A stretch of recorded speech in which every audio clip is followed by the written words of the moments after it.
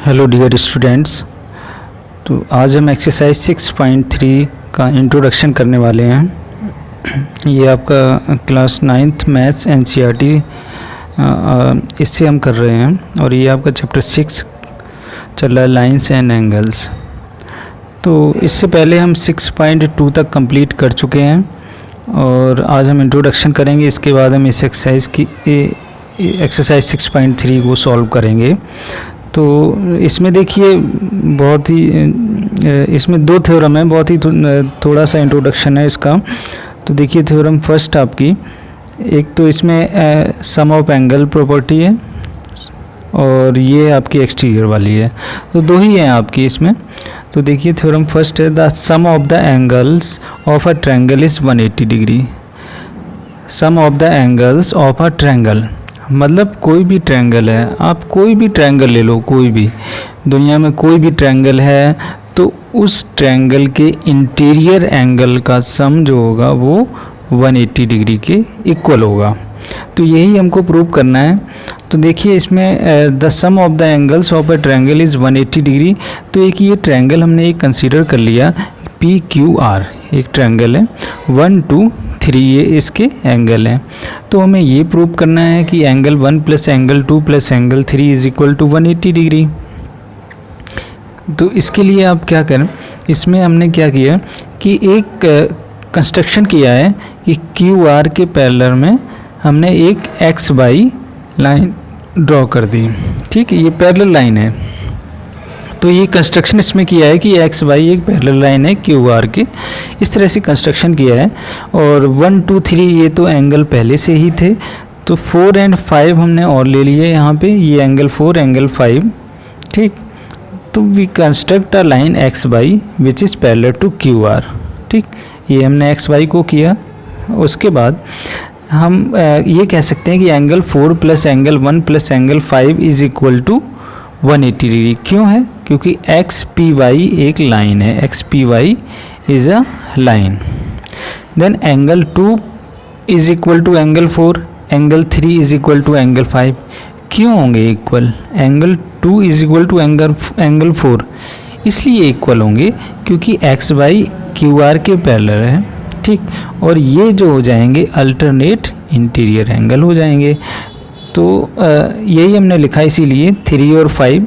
अब यहाँ पे ये इसके पैरेलल लाइन है, तो ये जो होगी ये PQ ये ट्रांसवर्सल होगी और यहाँ पे PR ट्रांसवर्सल होगी। तो इसीलिए ये इसके इक्वल हो जाएगा, ये इसके इक्वल हो जाएगा। Then XY parallel to QR and PQ PR are transversal, pair of alternate angles हैं इसलिए। तो हम ये कह सकते हैं यहाँ से कि substituting angle 4 and angle 5 in 1, angle 4 और एंगल 5 की वैल्यू हम इसमें पुट कर दें फर्स्ट में, तो क्या आ जाएगा? Angle 2 plus angle 1 plus angle 3 is equal to 180 degree. Angle 1 plus angle 2 plus angle 3 is equal to 180 degree. ये आ गया। यही हमको प्रूव करना था कि कोई भी ट्रायंगल है उनके इंटीरियर एंगल का सम 180 डिग्री होता है। तो ठीक है, आप कैसे भी कर सकते हो। मैंने इसके पैरेलल एक लाइन ड्रॉ की है, आप PR के पैरेलल यहाँ पे लाइन ड्रॉ करके तब भी प्रूव कर सकते हो। आप चाहो तो PQ के पैरेलल लाइन ड्रॉ करके तब भी प्रूव कर सकते हो। मेथड यही होगा। तो ये आपकी फर्स्ट थ्योरम थी। कभी कभी ये थ्योरम भी पूछ देते हैं प्रूव कराने के लिए एग्ज़ाम में। अब देखिए नेक्स्ट थ्योरम की बात हम करें तो इसमें बोला है कि if a side of a triangle is produced, okay, if a side of a triangle is produced then the exterior angle so formed is equal to the sum of two interior opposite angle। देखिए question में क्या बोला है कि कोई भी triangle है, जैसे मान लीजिए सपोज मैं एक ट्रायंगल कोई भी ले लेता हूँ इस तरह से, मान लीजिए ये ट्रायंगल है, ठीक, और ये एक्सटीरियर एंगल है। तो ये एक्सटीरियर एंगल इन दोनों एंगल के सम के इक्वल होगा।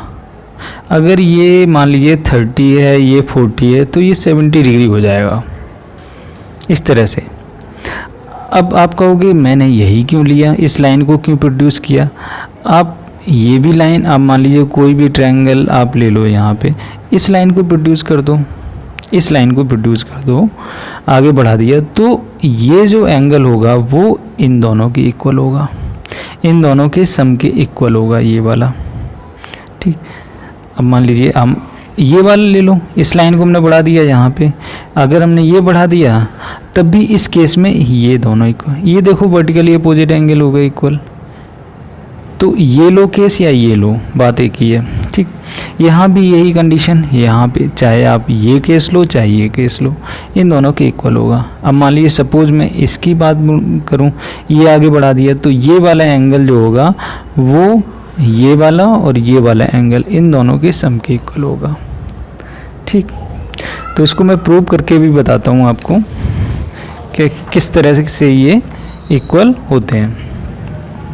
तो देखिए, जैसे कि इसमें हमें ये प्रूव, ये एक ट्रायंगल हमने ले लिया 1 2 एंड 3 और ये 4 है। ठीक, BC को हमने प्रोड्यूस किया यहाँ तक, आगे D पॉइंट तक, और ये 4 एंगल ले लिया। ठीक, angle 1 plus angle 2 is equal to angle 4 होना चाहिए, angle 1 plus angle 2 is equal to angle 4, then angle 1 plus angle 2 plus angle 3 is equal to 180 degree. ये कंडीशन तो हमें मालूम है ना, ये हमने अभी प्रूव की कि तीनों एंगल का सम 180 डिग्री होता है। Angle sum property of a triangle, ये तो फर्स्ट कंडीशन ये है। देन हम ये भी कह सकते हैं angle 3 plus angle 4 is equal to 180 degree. क्यों? पेयर ऑफ लीनियर एंगल्स हैं, या लीनियर पेयर ऑफ एंगल्स कह सकते हो आप, linear pair of angle. Okay, by equating 1 and 2, इन दोनों को हमने, अब 180 के इक्वल में ये है, 180 डिग्री के इक्वल में ये है, तो ये आपस में इक्वल हो जाएंगे। देखिए angle 1 plus angle 2 plus angle 3 is equal to angle 3 plus angle 4। Angle 3 cancel हो गया, angle 1 plus angle 2 is equal to angle 4। यही हमको प्रूव करना था, angle 1 plus angle 2 to angle 4। ठीक, अब यहाँ से देखिए कुछ कंडीशन हमें पता चलती हैं कि जो एंगल 4 रहा होगा, अब ये इन दोनों के सम के इक्वल है। ठीक, तो इसका मतलब एंगल 4 जो रहा होगा ये बड़ा होगा, ग्रेटर होगा। तो हम ये लिख सकते हैं angle 4 is greater than angle 1 and angle 4 is greater than angle 2, मतलब इन दोनों से बड़ा होगा ये एंगल, लेकिन सम के इक्वल होगा। Angle 4 is greater than angle 1, angle 4 is greater than angle 2। तो ये कंडीशन हमें यहाँ से 2 मिल गई। इससे हम ये कह सकते हैं कि N exterior angle of a triangle is greater than either of its interior opposite angle.